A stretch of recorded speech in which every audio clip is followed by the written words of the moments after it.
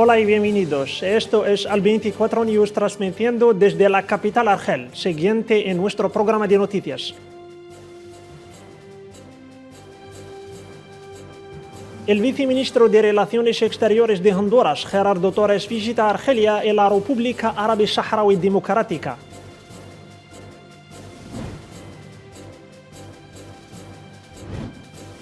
El presidente de Bolivia, Luis Arce, anunció el descubrimiento de nuevas reservas de gas natural.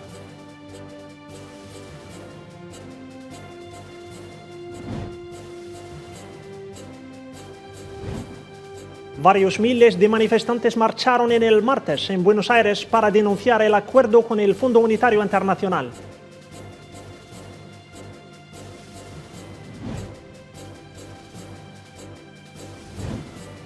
El expresidente de Costa Rica, José María, tomó la delantera en las elecciones nacionales del país.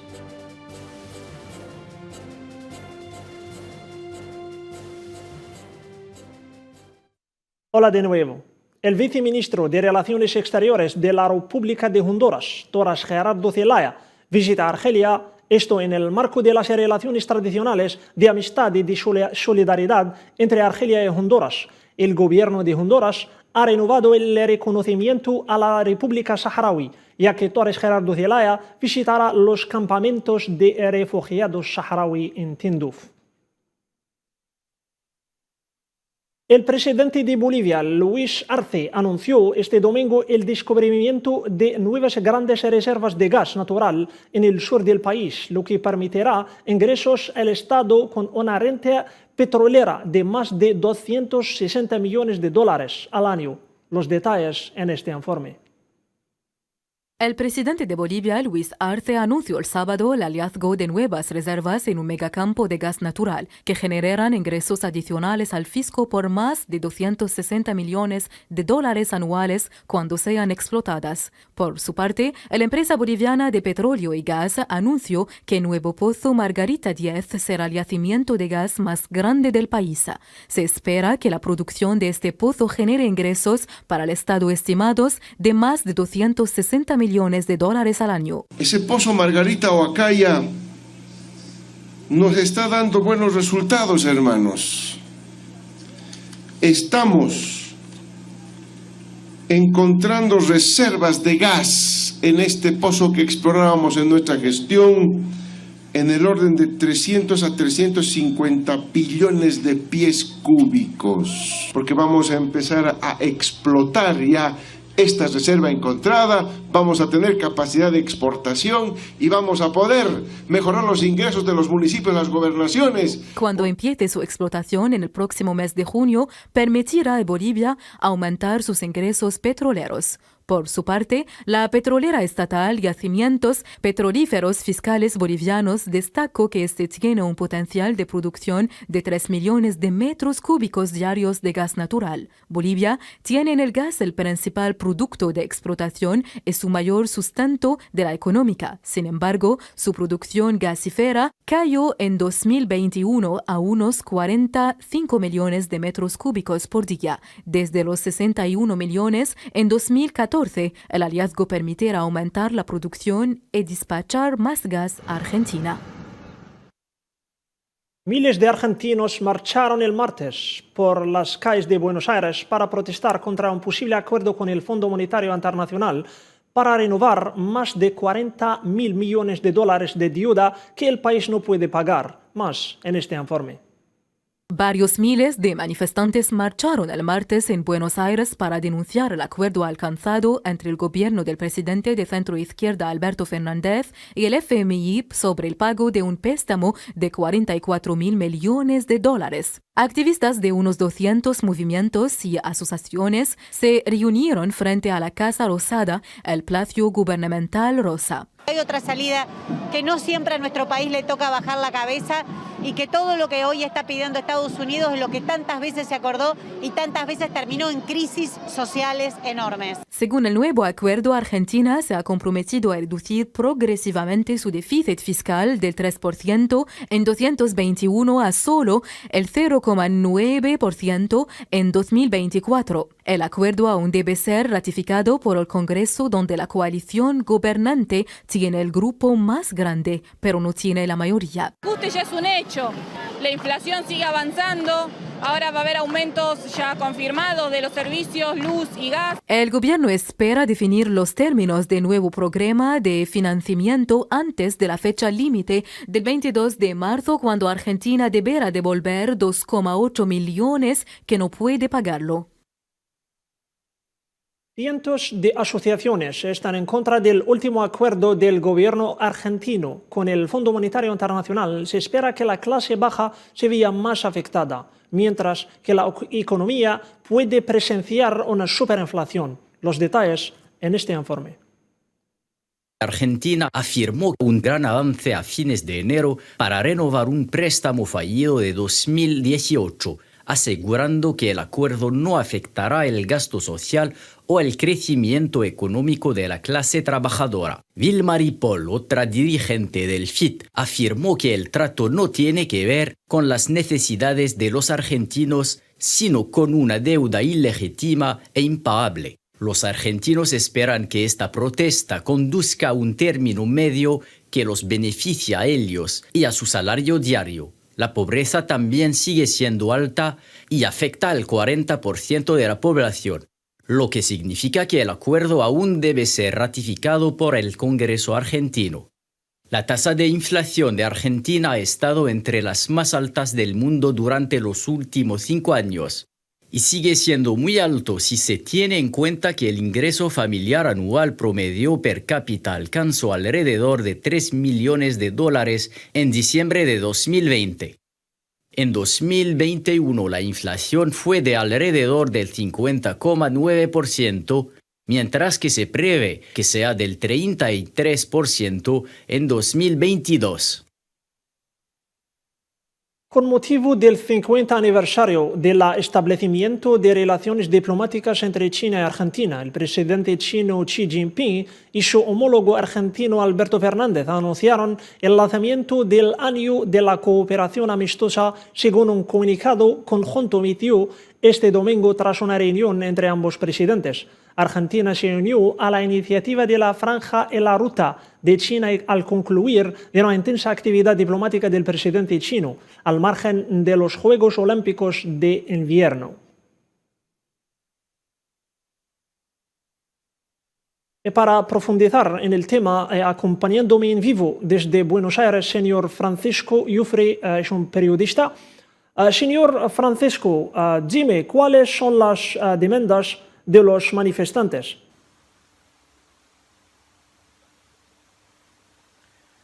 ¿Cómo estás, Housam? Un saludo a ti y a todos los televidentes.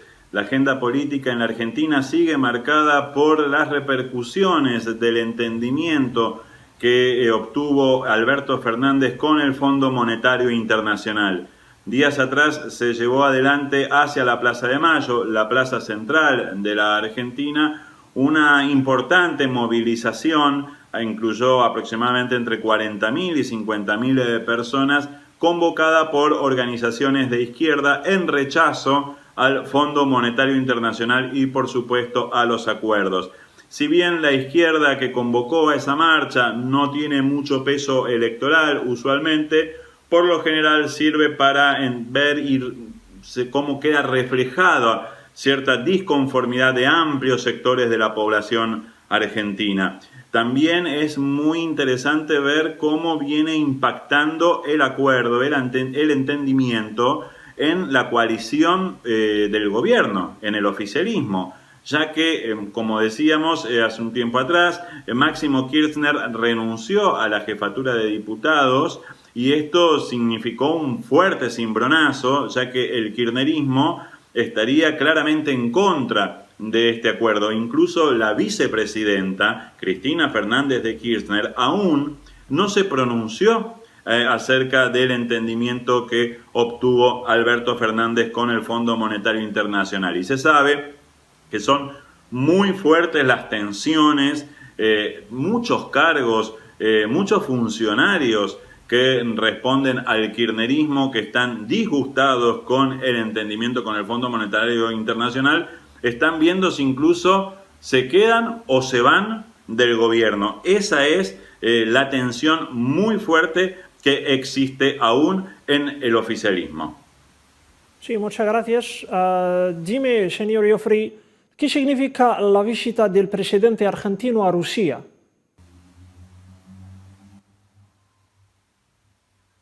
Otro hecho importante que ocurrió en Argentina y que tiene impacto internacional es la visita de Alberto Fernández a Rusia. Se reunió con Vladimir Putin, el mandatario de ese país, y llegó a importantísimos acuerdos. Obviamente el contexto es bastante delicado y la visita de Alberto Fernández tiene mucha carga simbólica en el marco de una situación de máxima tensión entre Rusia y Occidente por la situación que se vive en Ucrania. En ese contexto fue Alberto Fernández y lo primero que hizo fue agradecerle a Vladimir Putin la solidaridad que tuvo con Argentina cuando envió muchas partidas, una enorme cantidad de dosis de vacunas Sputnik para combatir en nuestro país, en la Argentina, el coronavirus. Durante muchos meses, el año pasado, la única vacuna que se le daba a la población era la vacuna rusa, la vacuna Sputnik. Al mismo tiempo, Alberto Fernández le dijo a Vladimir Putin que quería que Argentina sea la puerta de acceso, la puerta de ingreso a miles de inversiones de Rusia en la región de América Latina. Esa definición tuvo mucho impacto en el país y se espera que no haya caído muy bien justamente en Estados Unidos porque, por supuesto, el marco geopolítico. La visita de Alberto Fernández a Rusia fue muy importante también porque el mandatario argentino declaró de carácter estratégico la relación bilateral tanto en lo político diplomático como en lo comercial entre Argentina y Rusia. Esto había sucedido con Cristina Fernández de Kirchner como presidenta allá en 2008. Luego, con los gobiernos neoliberales de Mauricio Macri, eso decayó y ahora Alberto Fernández restablece el carácter estratégico, algo que es sumamente importante para lo que son las relaciones multilaterales que busca Argentina con el resto del mundo. Muy bien. Señor Francisco, dime, ¿cuál es el impacto de que Argentina se una a la iniciativa de la Franja y la Ruta de China?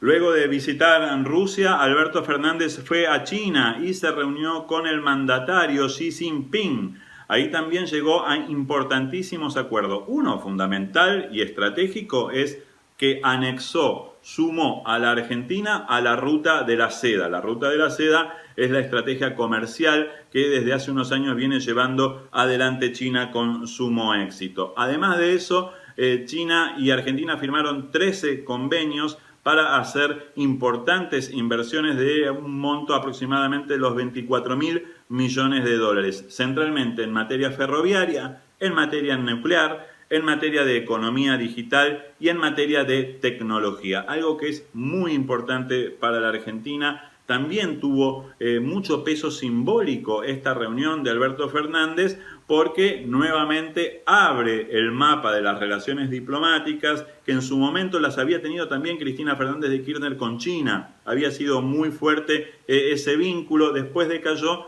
y ahora nuevamente también Alberto Fernández busca restablecer este contacto mucho más asiduo con la nación asiática. Por supuesto, a los que no les cayó bien esta visita de Alberto Fernández a China con este grado de cercanía fue Estados Unidos. Incluso un congresista llegó a decir, bueno, ahora Argentina directamente se afilió al Partido Comunista Chino. Más allá de lo exagerada de la expresión, sí refleja el malestar que ha causado en algunos funcionarios de la Casa Blanca y de Estados Unidos esta gira de Alberto Fernández en Rusia y en China.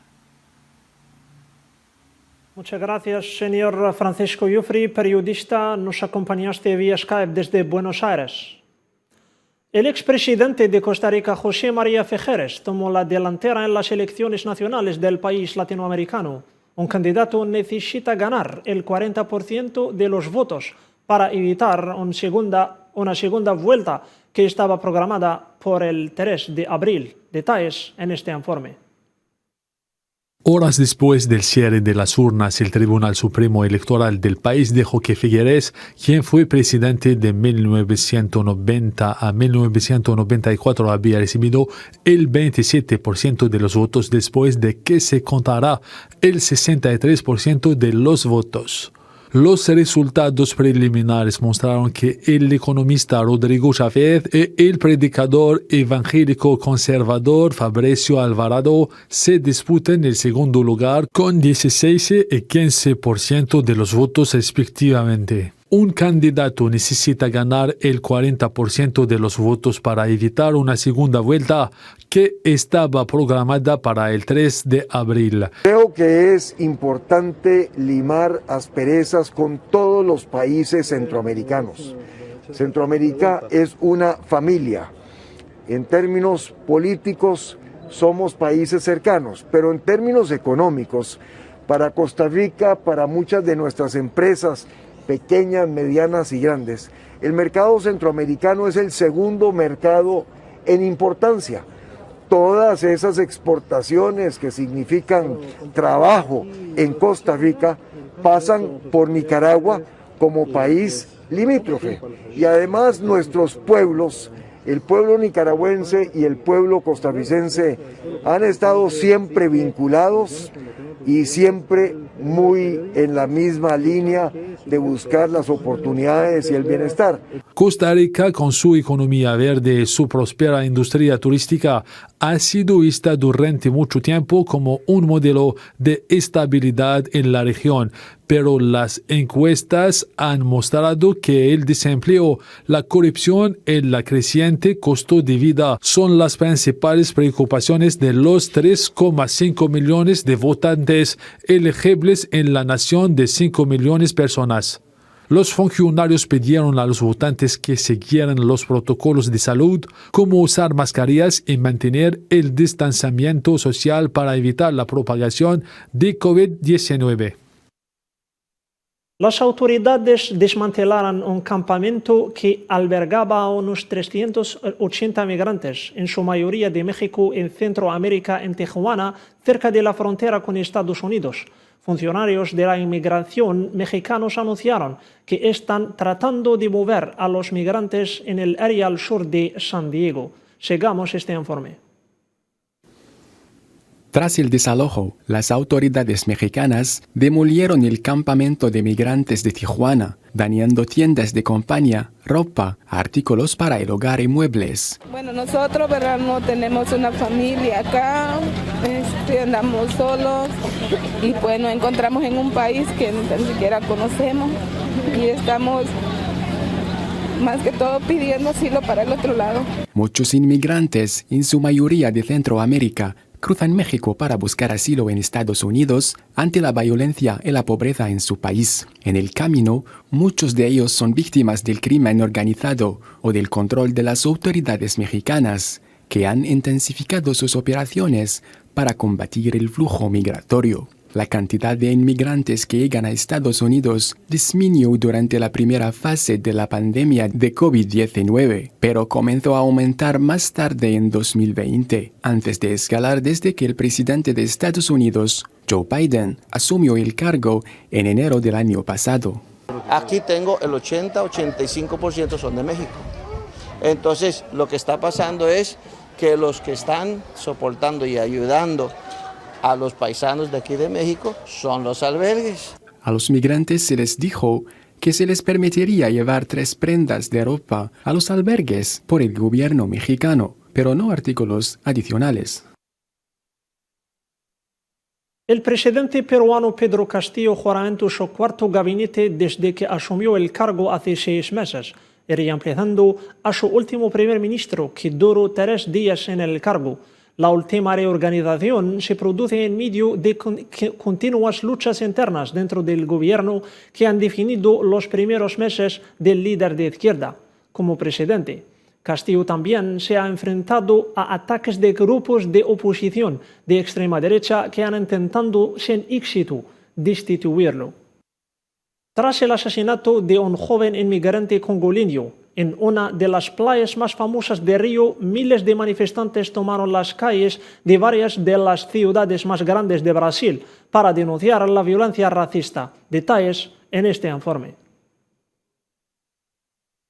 Después del brutal asesinato de un refugiado congoleño de 24 años que fue asesinado a golpes, luego de que 3 hombres lo insultaran en un kiosco de la playa, donde solía trabajar el mes pasado. Su muerte generó indignación en todo el país, enormes protestas organizadas por familias que tomaron las calles de muchas ciudades, incluidas Río de Janeiro, São Paulo y Brasilia, la capital, en busca de justicia para la víctima. La muerte del joven también provocó protestas contra el racismo. Según los manifestantes, el gobierno debe actuar, incluyendo al presidente que busca un segundo mandato. Los manifestantes dicen que su silencio sobre este caso es una prueba de su descuido. Cosas injustas de racismo y aprovechamiento que no tienen que ser permitidas en ningún país. Todos tenemos derechos, todos somos iguales, seamos blancos, seamos negros. El este del país ha estado descarado durante décadas debido a los conflictos entre grupos étnicos. En los últimos años, Brasil ha visto un aumento en el número de inmigrantes congoleños y cameruneses que intentan el viaje por tierra a la frontera con Estados Unidos. El Tribunal Supremo de Ecuador dictaminó la semana pasada que las comunidades indígenas del país deberían tener una voz más fuerte sobre los proyectos extractivos como la extracción de petróleo y la minería que afectan sus tierras ancestrales. Más en este informe. Sinangoe, Ecuador, una pequeña comunidad indígena en la región amazónica de Ecuador, obtuvo una importante victoria judicial que le otorga autoridad para bloquear concesiones extractivas. Sinangoe, ubicada en la vasta provincia oriental de Pastaza y compuesta por unas 50 familias de la etnia Aikofan, lleva años tratando de luchar contra las violaciones del gobierno en su tierra ancestral. Según Alejandra Narváez de la Patrulla Indígena, Sinangoe definir los límites territoriales es un paso crucial para proteger la tierra que se ha transmitido de generación en generación. Y ahora estamos en el proceso de mapeo. Queremos coger pruebas para decirle al Estado que nuestro territorio no está vacío, nuestro territorio tiene mucha vida para nosotros y demostrarle que es nuestro. Esta comunidad amazónica, que vive de manera sustentable a orillas del río Aguarico, ha venido haciendo valer sus reivindicaciones territoriales ante distintas instancias gubernamentales. Los Aikofan argumentan que el gobierno despojó gran parte de su territorio ancestral sin consentimiento en 1971, cuando creó el Parque Nacional Cayambe-Coca, una reserva ecológica que incluye tanto la sierra de altura como la selva tropical cálida y húmeda de la cuenca del Amazonas. A proteger nuestro territorio, a proteger los límites, a proteger la parte interna, a proteger el bosque, la naturaleza y sobre todo los ríos porque para nosotros como cofanes de Sinangoe es muy importante proteger y cuidar porque sabemos que allí está nuestra vida, allí está nuestro alimento.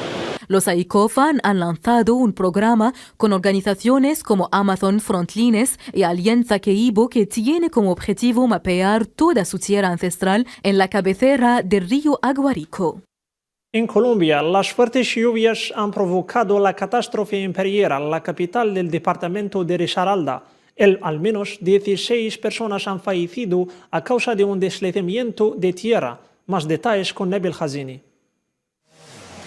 Un deslizamiento de tierra provocado por más de 12 horas continuas en Colombia deja al menos 16 muertos. Mi papá está ahí, no se sabe si está vivo. Otras 35 personas resultaron heridas y fueron trasladadas a centros médicos para su recuperación y una persona más fue reportada como desaparecida. Fue un estruendo muy fuerte a las 6:30 de la mañana y se llevó todas las casitas del frente, como 6 casas se llevó. Dentro de ellos la incluyeron los habitantes que habían ahí. Las labores de rescate continúan en la ciudad de Pereira, la capital del departamento de Risaralda, en el centro de Colombia. La tragedia ocurrió la madrugada del martes pasado a raíz del aguacero, que ocasionó un deslizamiento de arroyo varias viviendas del barrio La Esneda de Pereira. Y anoche prácticamente fue un aguacero toda la noche, hasta hora de mañana que se oyó el estruendo. Han muerto muchos conocidos, niños, ancianos. Los residentes dijeron que varias viviendas fueron sepultadas porque se desprendió un talud y que algunas construcciones fueron arrastradas hasta el río Otón, que atraviesa Pereira y está actualmente desbordado. Y ahora recordemos nuestros titulares de hoy. El viceministro de Relaciones Exteriores de Honduras, Gerardo Torres, visita Argelia en la República Árabe Saharaui Democrática.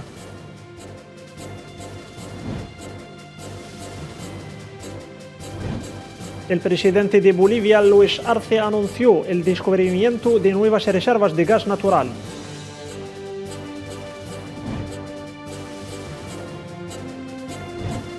Varios miles de manifestantes marcharon en martes en Buenos Aires para denunciar el acuerdo con el Fondo Monetario Internacional.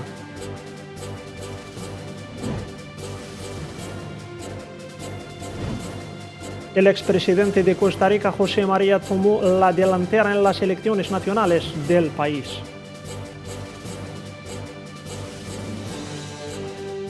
Eso es todo lo que hemos captado para las noticias de esta semana. Al 24 News todavía está en marcha. Que tengan una bendita noche.